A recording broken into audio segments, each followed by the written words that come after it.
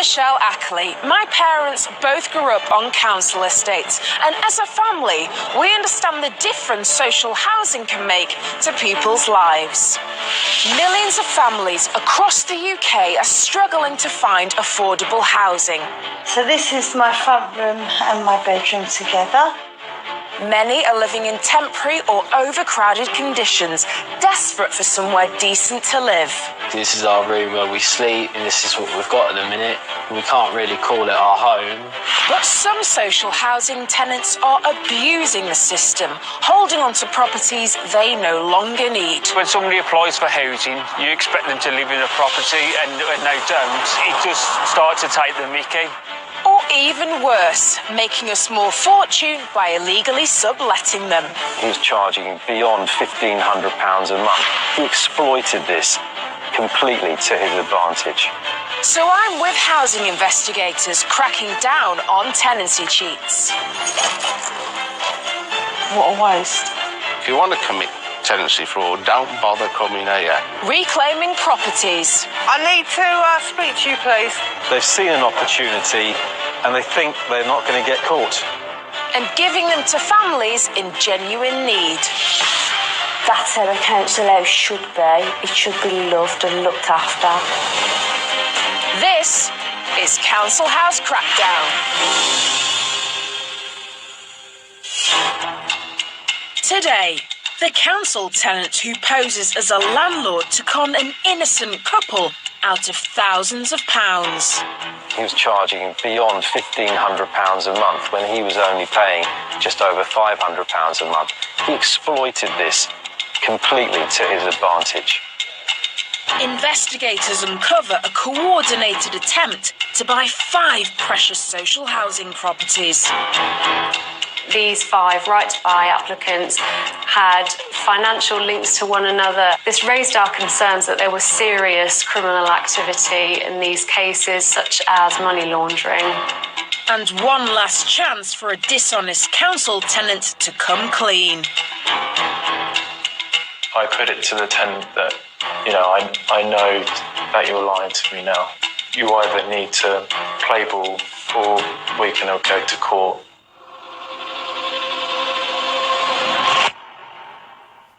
The Right to Buy scheme is intended to help tenants take their first step onto the property ladder, but the scheme is also being increasingly targeted by fraudsters attracted to the huge discounts on offer. In fact, in the last 12 months, the number of investigations into Right to Buy fraud has increased by 400%. Our first case involves a coordinated attempt by a group of 5 young men to buy up 5 social housing properties. We're thinking this is not just your average right to buy attempts, right to buy fraud attempt. This is something a bit more sinister than that.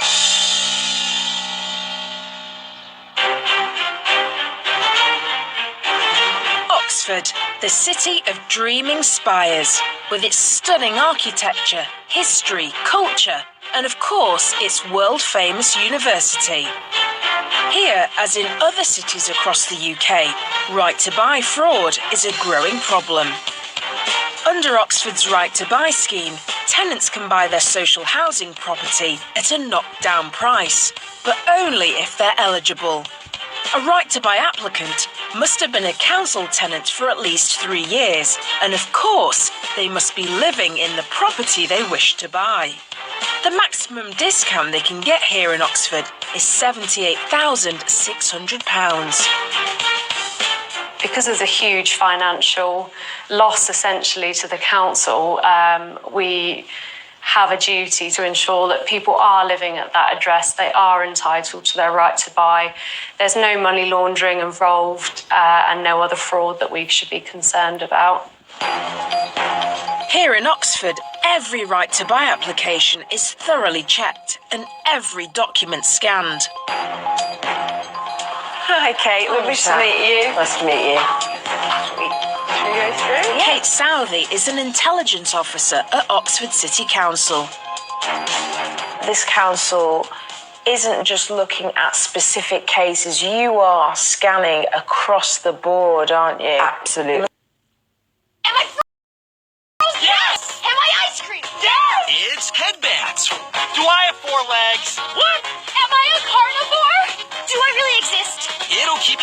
Do I live in the water? Sometimes. Am I a hippo? Yes! Headbands from Spin Master.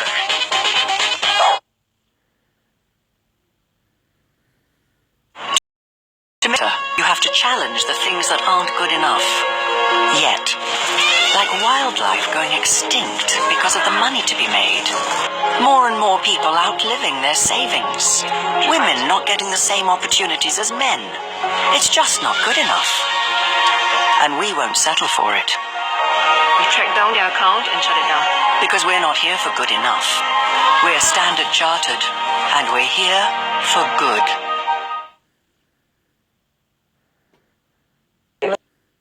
This council isn't just looking at specific cases. You are scanning across the board, aren't you? Absolutely. Looking at every single application. Absolutely, everybody, yes. Even the most innocuous looking application could be fraudulent. And we just think it is best practice to look at every single one and find the ones that we do want to investigate further. In the last 12 months, nearly 20% of Oxford's right-to-buy applications were blocked or withdrawn. So what sort of tenants would raise suspicions when you're looking at these applications for right to buy? Either the very elderly or the very young applicants. We expect most applications to come from working age tenants.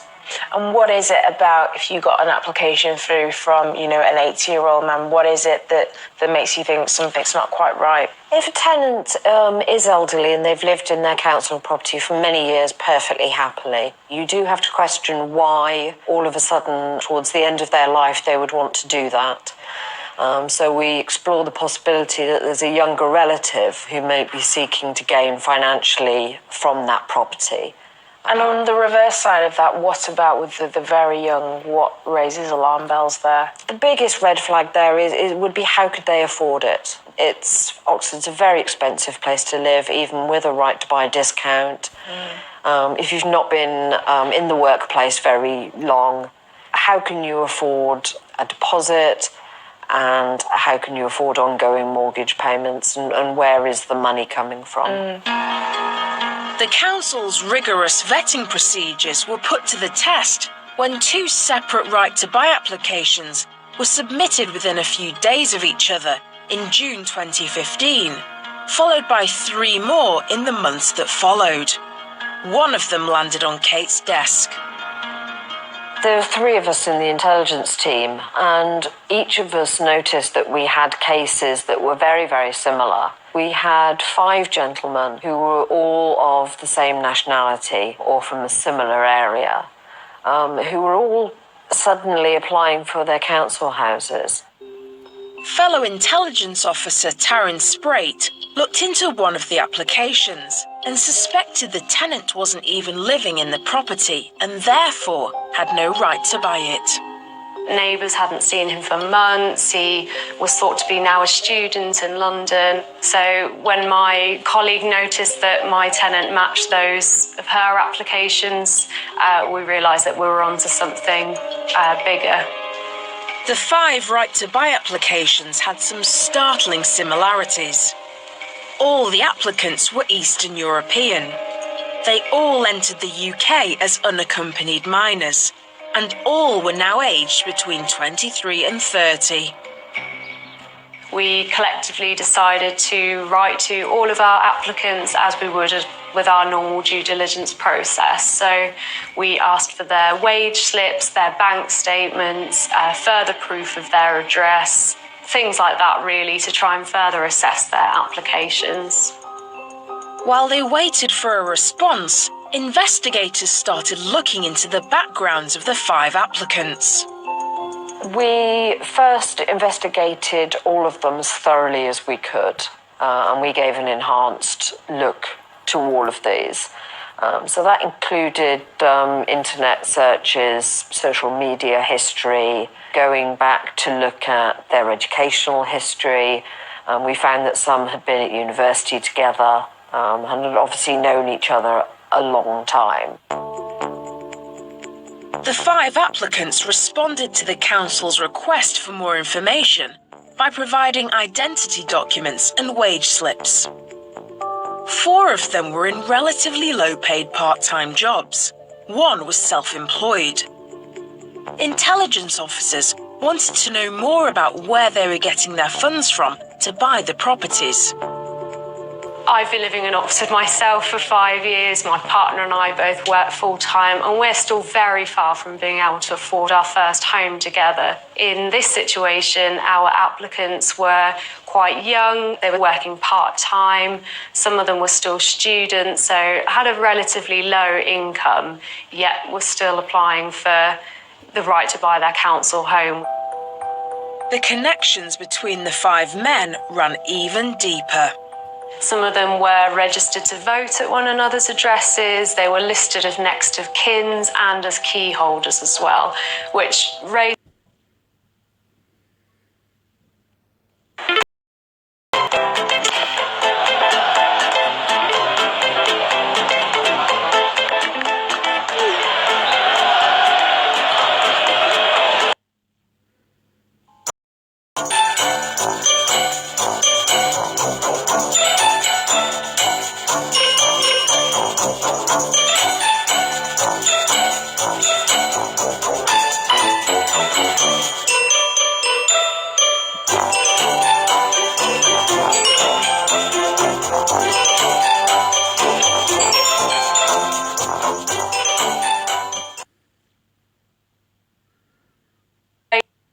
addresses. They were listed as next of kins and as key holders as well, which raised our suspicions further that there was a stronger connection here.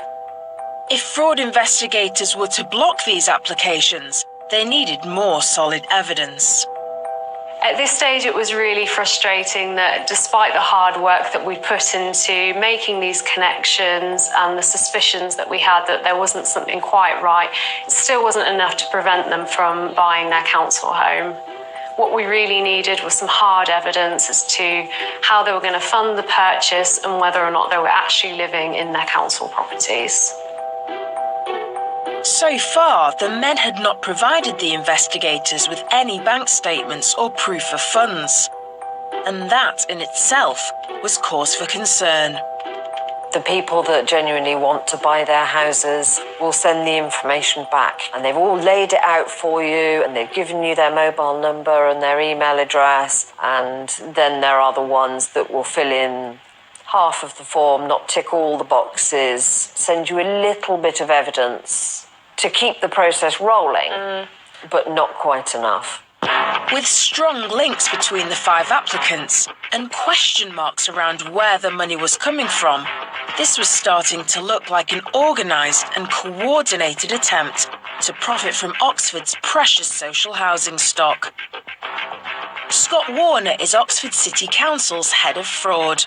I mean, these common traits right at the outset rang massive alarm bells. What are you thinking at this stage? They did, but we were thinking this is not just your average right to buy attempts, right to buy fraud attempt. This is something a bit more sinister than that. Talk me through the types of checks that you do to really bolster the evidence in this kind of case. So we were asked about the source of funding primarily, and that's an anti-money laundering measure to make sure that the funds being used to purchase the property are not from illegitimate or criminal origins. Later, mysterious cash transfers heightened concerns. Our suspect received over £28,000 into his account, taking his balance up to over £40,000. As the full scale of the deception is exposed. We've seen lots of high-value transfers between each of the individuals. Now, I'm not talking £300 or £400. This is like £50,000 to £60,000 transfers in any one time.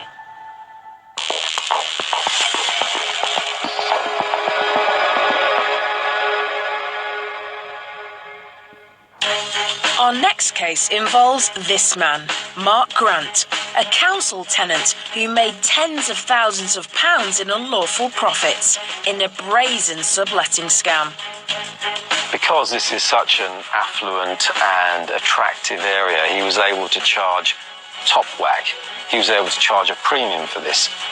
He was charging beyond £1,500 a month when he was only paying just over £500 a month. He exploited this completely to his advantage. the London Borough of Brent. In this expensive part of northwest London, the demand for social housing far outstrips supply. And in the last 12 months, investigators have uncovered more than 70 cases of tenancy fraud. The story started here, in this handsome tree-lined street. Genesis Housing Association own and run many social housing properties in this area, including this two-bedroomed flat. Amanda Ryan works for the Housing Association. This is a really nice street, lots of nice houses down the street. It's well located to get into central London. There's some nice parks in the area. It's a key area for Genesis as well in terms of their housing that we operate. In 1993, Mark Grant applied for social housing. He said he was working as a decorator and struggling with the high costs of living in London.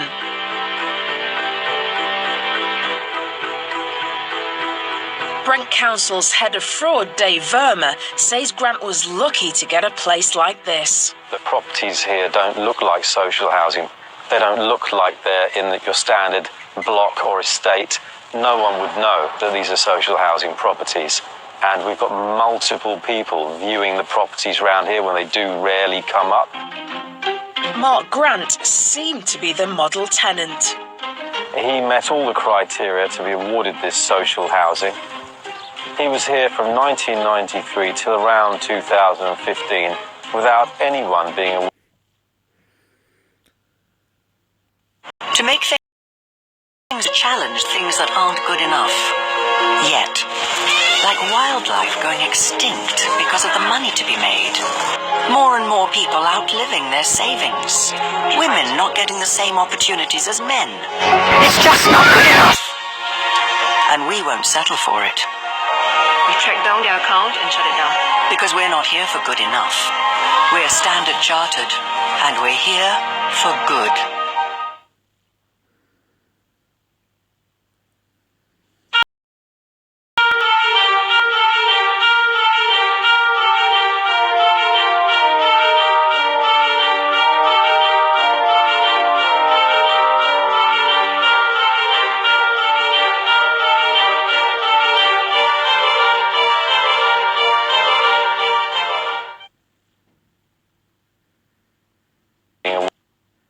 He was here from 1993 till around 2015 without anyone being aware of any wrongdoing whatsoever. The first sign that something was wrong came when a woman contacted Genesis Housing, complaining that her boiler wasn't working. The address she gave was Mark Grant's flat. It quickly became clear that Grant was unlawfully subletting his flat and that she was the unwitting subtenant. His illegal subtenant was suffering from cold and no hot water. The boiler had broken down and she was very much trying to get in touch with him. Now, for whatever reason, he wasn't forthcoming in fixing the boiler, so out of sheer desperation, she opened it up and saw a number, a Genesis. Genesis handed the case over to Dave Verma and his dedicated fraud investigation team at Brent Council. To Dave, it was immediately clear what had happened. In her mind, she was phoning up Genesis, who had something to do with the boiler. She didn't realise it was a housing association, so she inadvertently tipped off that there was something up. Dave ran some credit checks and found 2 other names linked to the address. He decided to make an unannounced visit and was greeted not by Mark Grant, but by a young couple who turned out to be the unsuspecting subtenants. They said they'd seen the flat advertised on Gumtree and had been living there for more than a year. They're completely genuine. Now, they'd seen the advert and got in touch with the landlord, and he came along purporting to be with a letting agent, so the whole thing looked completely pucker. And they presented her with documents that looked completely real. She would have had no idea that this was actually social housing. Nor had they realised that the man purporting to be the landlord was in fact Mark Grant, the official tenant. It was at that visit that their world started to fall apart somewhat, and they realised that the documents, which looked very legitimate, weren't worth the paper they'd been written on. The tenancy agreement Grant had given them showed they were paying more than £1,500 a month.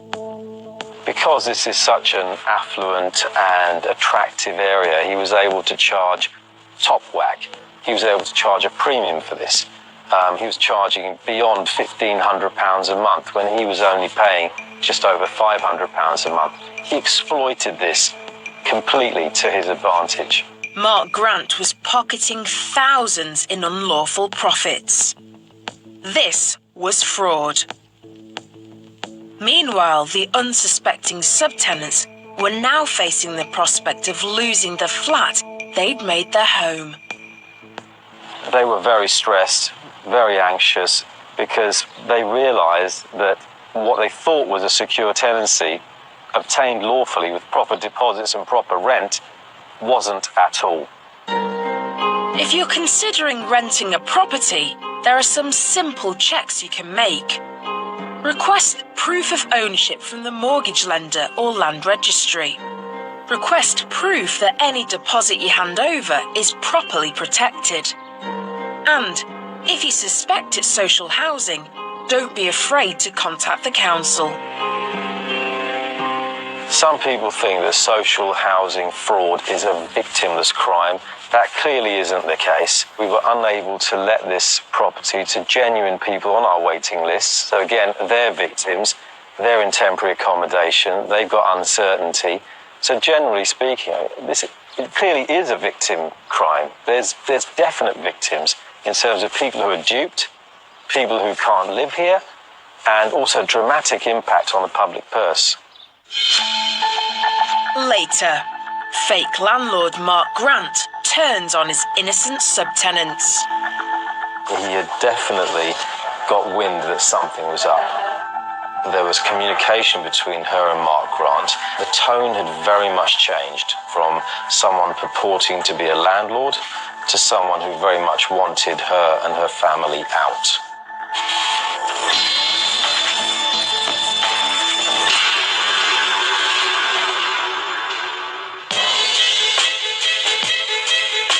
Here in the historic university city of Cambridge, house prices are among the highest in the UK.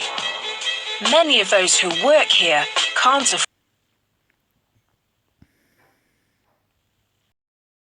GP practice is open for longer.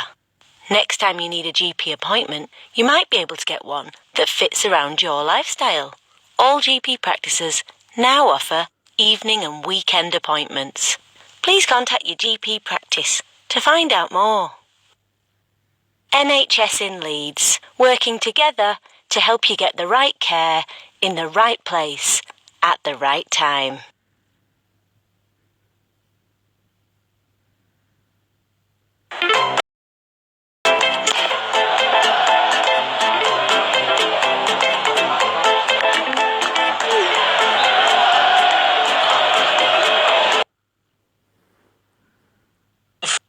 Prices are among the highest in the UK. Many of those who work here can't afford to live here. Our next case involves a woman who attempted to buy her council house under the Right to Buy scheme, despite the fact that she wasn't even living there. Cambridge City Council's head of fraud, James Stevens, was part of the team that exposed this tenancy cheat. So James, what's this area of Cambridge like? Yeah, well, this is a really nice area of Cambridge. We're to the north of the city, about a mile from the centre, and this particular area is predominantly council houses, 1, 2 and 3 bedrooms. Very good local amenities, very nice place to live. The story started here in December 2015, when the woman who was the tenant at this 2-bedroom council house applied for permission to take in lodgers. The council agreed, and the woman's nephew and his family moved into the spare room. But just 8 months later, the tenant made a further application, this time to buy the property under the Right to Buy scheme. And when she submitted it, there was nothing untoward about that, nothing suspicious? Nothing at all, no. It appeared to be completely normal and was progressing as any right to buy application would. But what happened next gave the council's fraud team cause for concern. The woman's nephew and his family went into the council offices and applied to be rehoused. They indicated that they were going to become homeless once she bought the property. It's based on what they told us in the conversation that we then had reason to look into it further. And what was it that was said during that meeting? Well, they indicated that the tenant actually spent most of her time elsewhere. They claimed she was living with her boyfriend and not at the council property. Under the right to buy scheme, the tenant should have been using the house she was attempting to buy as her sole or principal home. If she wasn't, this was a fraudulent application. James and his team decided to find out more. So what kind of background checks did you need to do? Well, we would do checks such as credit reference checks, seeing where people are registered for the National Health Service. People tend to leave an audit trail as to where they're living, and those were the kind of checks we were doing to see which address she seemed to be linked to. Credit checks revealed that their tenant was linked to a second address 6 miles outside of the city. It was looking as if the lodger's claims that the tenant was living with a boyfriend could be true. Lead investigator Chris Schofield took on the case. You've conducted your background checks now at this point, gathered some more information.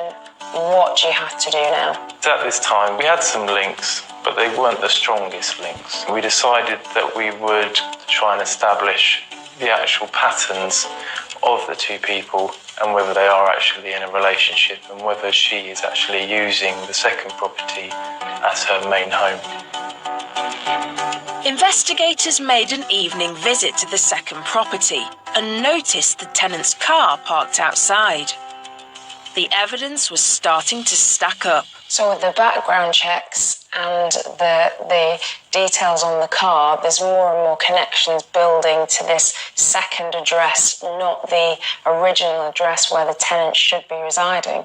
Yeah, I mean, we have a lot of information. We have the family saying that there's another partner, she's living elsewhere. We've got financial links, credit links to the other address, and we've now seen the car there. It's good evidence. It's enough evidence to have a doubt. The fraud team now strongly suspects the tenant of making a fraudulent right-to-buy application. On November the 7th, 2016, they invite her in for an interview under caution. When she came into the interview, what kind of questions are you asking her and how is she reacting to it? So the defence that the tenant gave was that she wasn't living at this property, the second property, with a partner. She did know that person and she did have links there, but she gave a very different reason for that. The tenant claimed the person at the second address was a friend, but not her boyfriend. And she came up with a... To make things better, the things that aren't good enough yet. Like wildlife going extinct because of the money to be made. More and more people outliving their savings. Women not getting the same opportunities as men. It's just not good enough. And we won't settle for it. We tracked down their account and shut it down. Because we're not here for good enough. We're Standard Chartered, and we're here for good.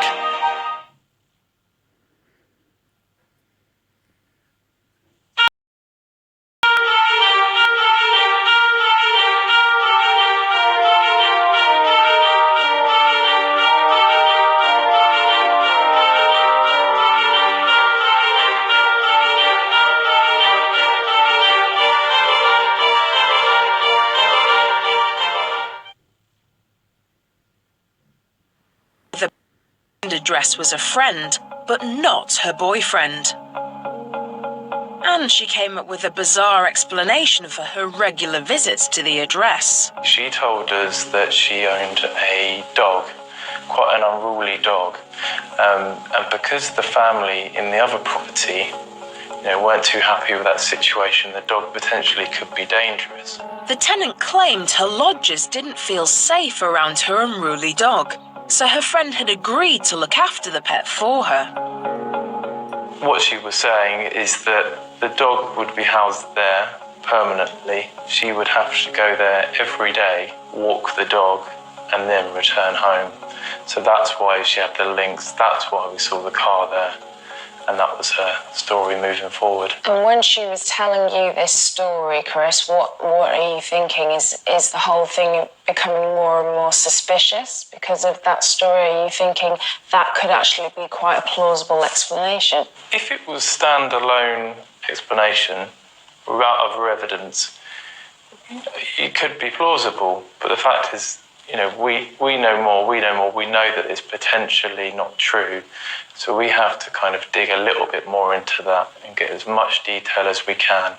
And then after that, we can then decide what steps we take from there. There was a lot at stake. If the right to buy application was successful, the tenant would have a council property worth nearly £300,000 on the open market for a knockdown price of around £230,000. Later, investigators confront their tenant. I put it to the tenant that, I know that you're lying to me now. You either need to play ball or we're going to go to court.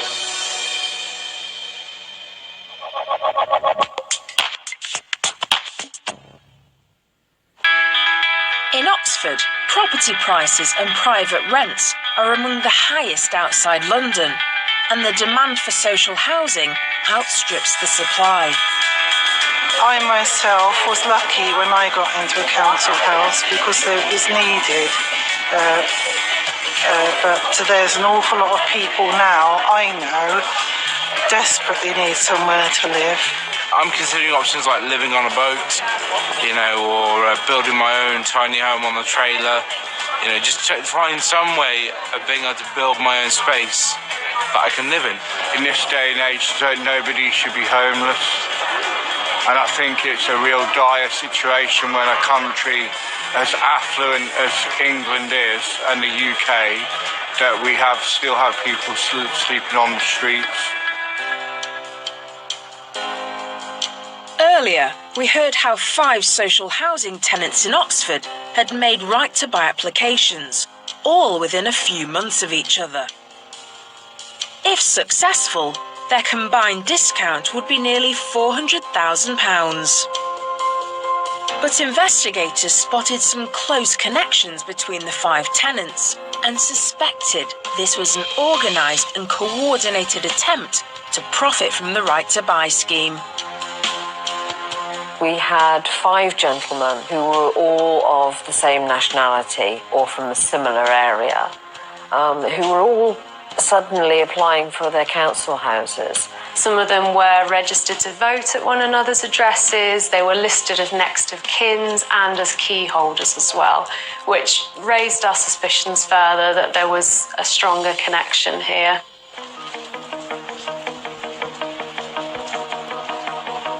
Intelligence officer Taryn Sprate and the fraud team wanted to find out where these 5 young men were getting their money from. They asked them for copies of their bank statements. Once we'd received the bank statements, we were able to cross-reference the accounts and quite quickly realised that there were thousands of pounds being transferred amongst our applicants into each other's accounts. When we looked at the bank statements we'd obtained, we've seen lots of high-value transfers between each of the individuals. Now, I'm not talking £300 or £400. This is like £50,000 to £60,000 transfers in any one time. Yeah. Intelligence officer Taryn forensically analysed one of the suspect applicants' bank statements. Not only did he transfer money to the other right-to-buy applicants, but he had thousands of pounds coming back from them and also lots of money that was unaccounted for. One example of this is back in October. Our suspect received over £28,000 into his account.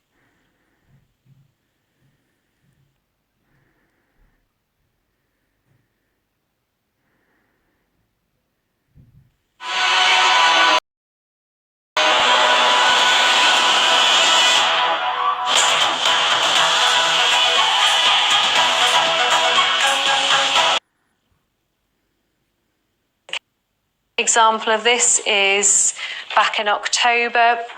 Our suspect received over £28,000 into his account, taking his balance up to over £40,000. What was more suspicious in this case is that this was cash. Oxford's head of fraud, Scott Warner, suspected the funds being used to buy the properties were not from a legitimate source. He immediately notified the National Crime Agency. It had all the hallmarks of money laundering. In that situation, we have an obligation to escalate that concern to the National Crime Agency, and we did that by submitting a suspicious activity report to them. The police in this case had real concerns that the money that was going in and out of the bank accounts might be used for activities such as human trafficking or even for drugs. One of the 5 applicants was able to satisfy fraud investigators that the funds he was using for his purchase were from a legitimate source. His right to buy application was successful, and the sale went through in January 2017. The other 4 applications have all been withdrawn or blocked. It's really satisfying to know that we've potentially stopped these properties from falling into the hands of criminal gangs in Oxford. That's not what social housing is for, and we want to protect that for those that are really in need. Oxford City Council says all 5 applicants are still deemed as high risk, and any attempt by them to access council services will be met with extreme scrutiny. Intelligence reports have been submitted to the National Crime Agency, the National Anti-Fraud Network, and Thames Valley Police.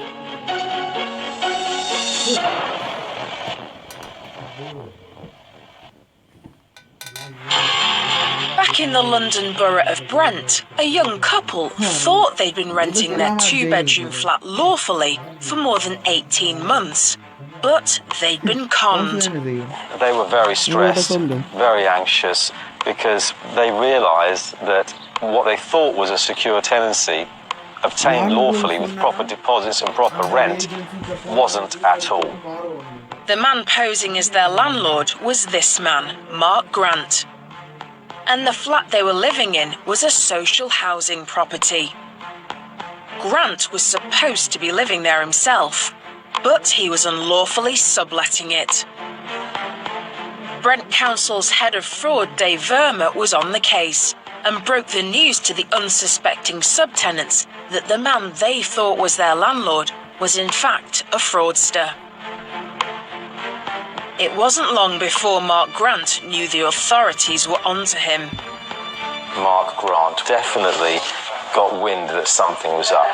One of the key pieces of evidence that came in was from the subtenant, and that's these text messages here. These show that there was communication between her and Mark Grant, and that the tone had very much changed from someone purporting to be a landlord to someone who very much wanted her and her family out. For example, you need to just go and find another place, that's all.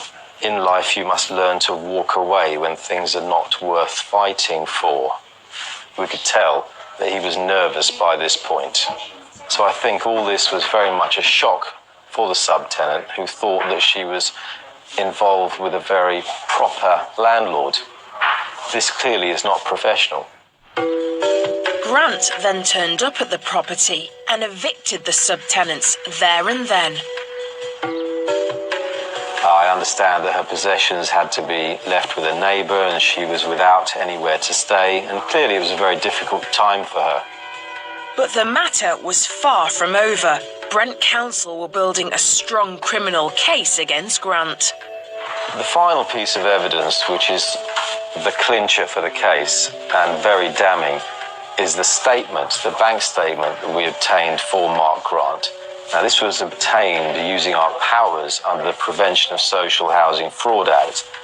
Now, this bank statement contains transactions showing the illegal rent of £1,517 coming in on a regular basis. For example, on the 26th of September 2015, £1,517.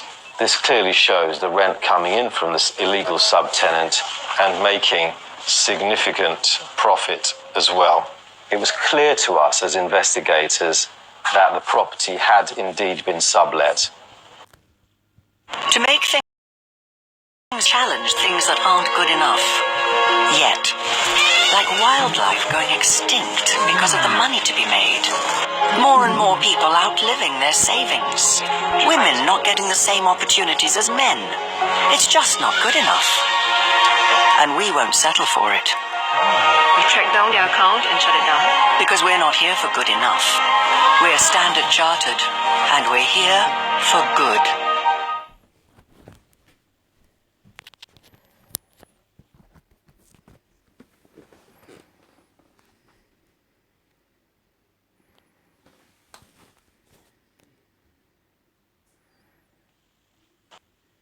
Significant profit as well.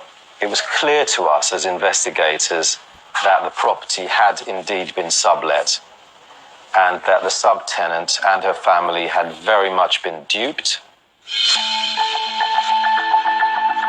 Mark Grant was invited to attend an interview under caution.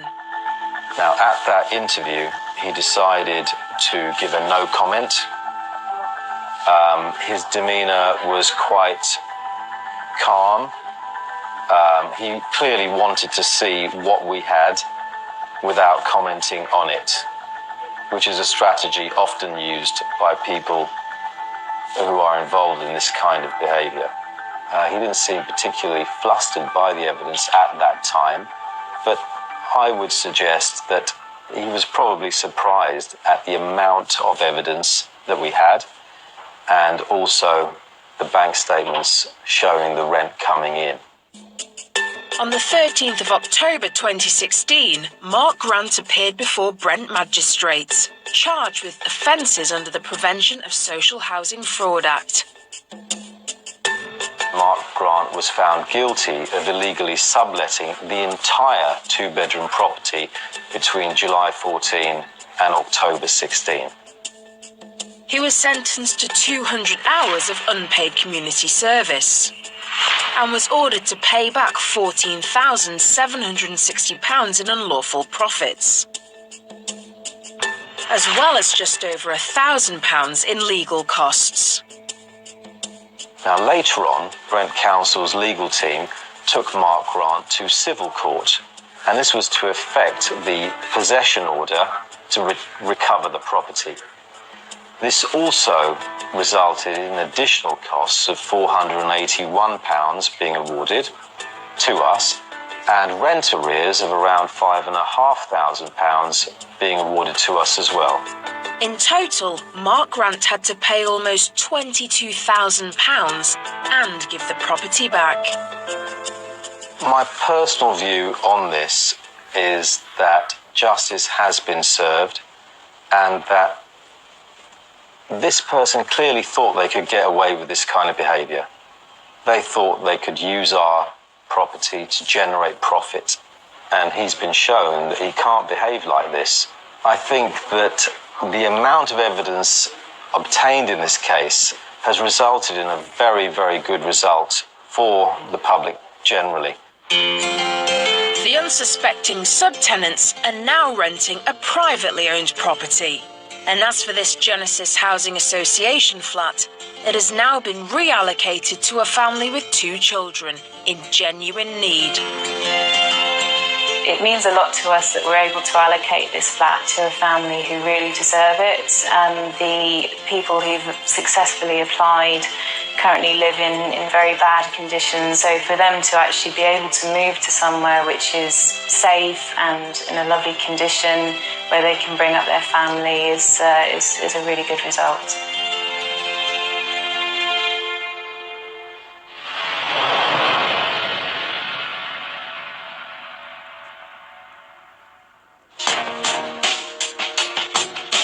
in Cambridge, one of their council house tenants was trying to buy her property at a knockdown price under the Right to Buy scheme. But investigators suspected she wasn't eligible because she didn't actually live at the property. We have the family saying that she's living elsewhere. We've got financial links, credit links to the other address, and we've now seen the car there. It's good evidence and enough evidence to be able to call this person in legally to an interview under caution.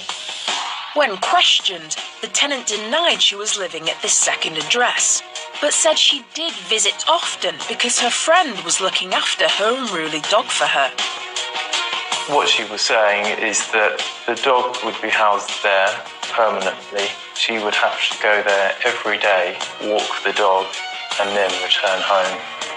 But investigators didn't believe her story and continued to look into where exactly their tenant was living.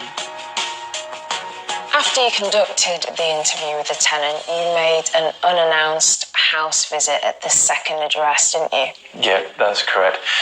We decided we needed to see for ourselves really what was going on. And I thought it was a great opportunity to go around, hopefully see both of them there and be able to discuss a bit more frankly about exactly what's going on.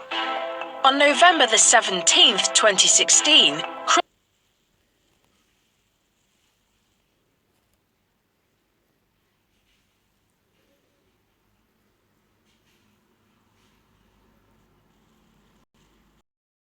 You're here to make you feel better. Next time you have a common health condition, pop into your local pharmacy. We're trained medical professionals. You won't need an appointment, and many of us have private consultation rooms. NHS in Leeds, working together to help you get the right care in the right place at the right time.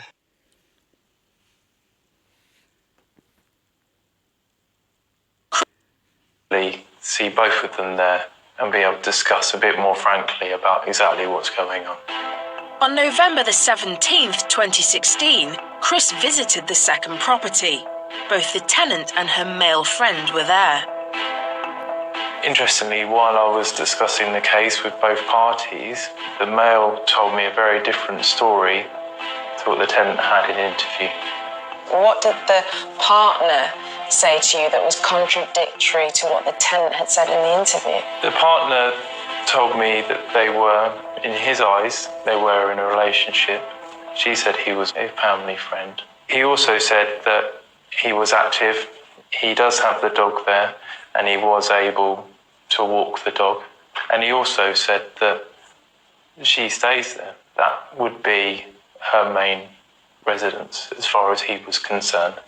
Was the dog there out of interest? The dog was there. Was it unruly? No.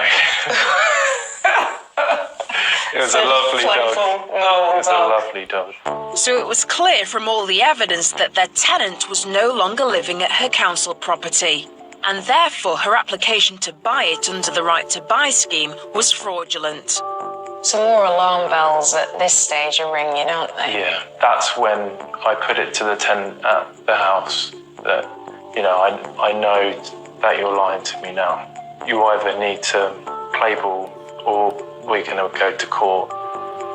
Despite the evidence and the threat of court action, the tenant refused to admit she had moved out of the property altogether. But investigators were determined to get the property back and give it to one of the many families on the social housing waiting list. We decided that we would write to the tenant, ask her to come into the housing office and have a meeting with us. At that point, it was decided that we would have the notice to quit pre-prepared and we would offer the opportunity to sign this, 28 days to hand the keys over. Otherwise, the case would go to court, which is standard after a notice to quit expires anyway. The tenant finally agreed to sign the notice to quit, effectively giving the property back to the council. During the interview, the tenant kind of put her hands up and wanted to give the house up. I think she had realised that that was the best scenario for her and also for us. On January the 8th, 2017, Cambridge City Council formally repossessed this two-bedroom property. Had the right to buy sale gone ahead, it would have meant one less property in Cambridge City Council's precious social housing stock. Can we just leave? It is a very positive result. We've got the property back. The right to buy has been withdrawn, and it makes us feel very proud when we can stop it and we can take a property back. On a personal level and on a professional level, it's immensely satisfying. That's why we do the job. We want to make a difference to people. There's only a limited resource. We want to make sure it's in the right hands.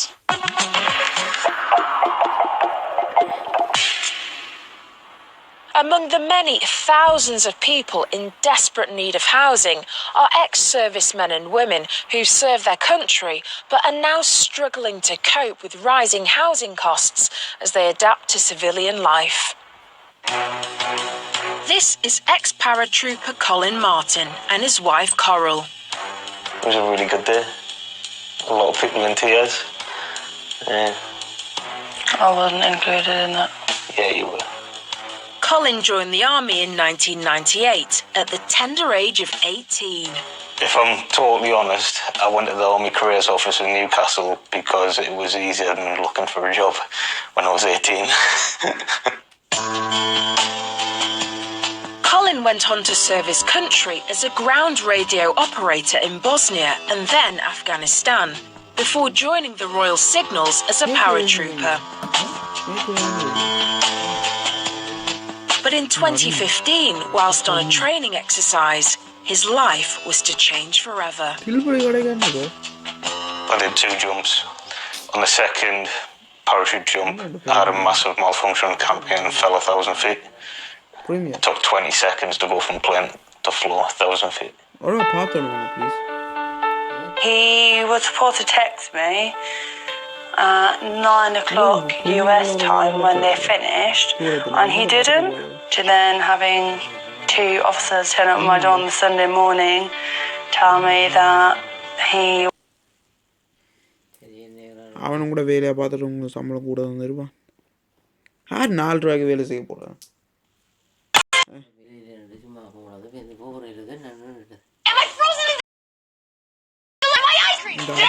It's headbands.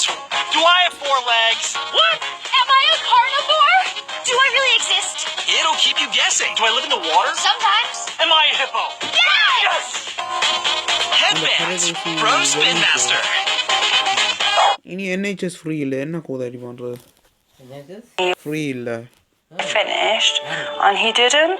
To then having 2 officers turn up at my door on the Sunday morning, tell me that he was in a coma and he was in a serious accident, and I was being put on emergency flights 2 days later, as he was probably not going to make it. I did quite a lot of damage. It was touch and go for a while. Cracked my sternum, broke most of the ribs down my right hand side. Snapped my pelvis clean in half. Ruptured my bowel and bladder, and collapsed a lung. Colin had fractured his spine in 3 places, leaving him wheelchair bound. So every day you can say you go from having a normal relationship, walking, running, going to the gym, which we used to do a lot, to then just being in a wheelchair and not really being able to do a lot. Come on. Colin was given a medical discharge from the army in April 2017. He'd have probably stayed if he was medically fit, but I think now he's kind of accepted he can't be deployed. Once discharged, he was no longer eligible for MOD housing. He'd lost his job and his home. I never had to sort of look for a house before because I've always had accommodation provided by the military. So I didn't really know where to start. Many ex-servicemen and women struggle to adapt to civilian life. As much as anyone, they need a stable and affordable home environment. There are many charities working hard to provide that, among them Hague Housing Trust. Hague's chief executive, James Richardson, spent 35 years serving in the army. When you're serving in the military, but you're allocated a home according to your needs and you pay a rent to the Ministry of Defence, well, suddenly you've left all of the safeguards of there being an administrative organisation which ensures that it's supporting you. You know, it's a huge step for a lot of people, and sometimes it overfaces veterans, and that's where military charities step in. They come to us for a huge array of reasons. We look at their cases and we house those that we can in most need.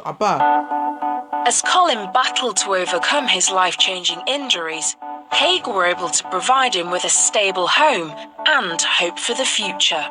Knowing that they were there to help me find somewhere, rather than me having to juggle life, the life-changing circumstances anyway, and trying to find somewhere to live.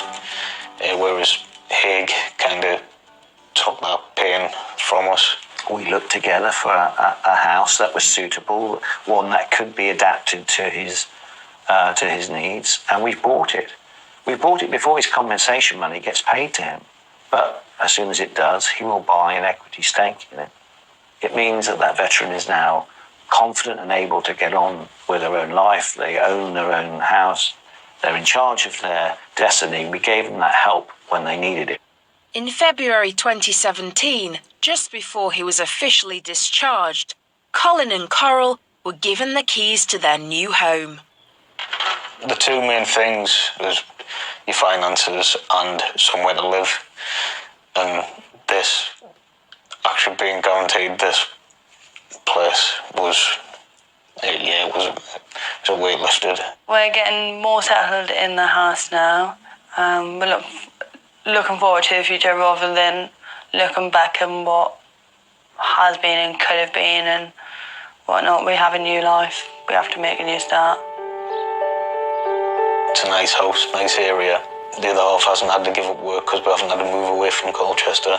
I'm going to be in this house for the foreseeable future, possibly the forever home. It's amazing.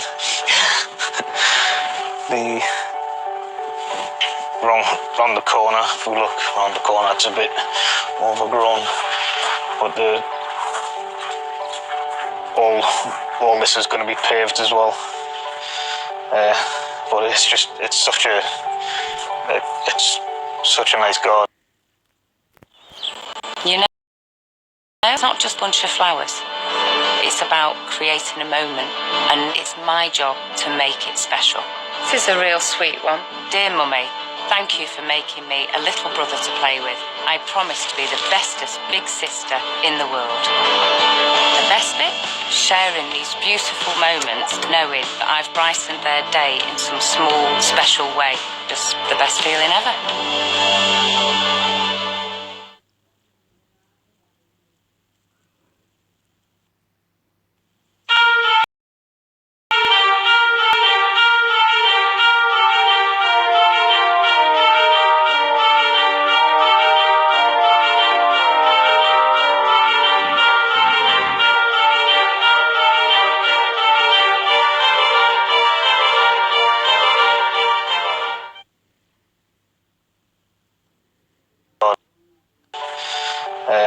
But it's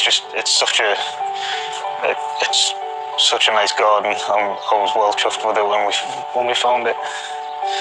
Colin is determined to support himself and not rely on the help of others. Despite his injuries, he's now got a civilian job working for Essex Police.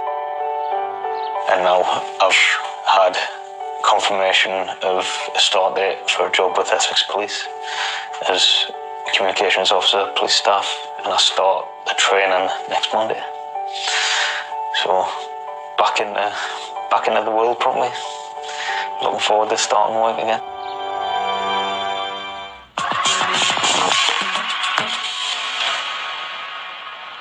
Across the UK, there's a real demand for decent, affordable accommodation. And because of that, the work of housing investigators, as they crack down on those cheating the social housing system, is more important than ever.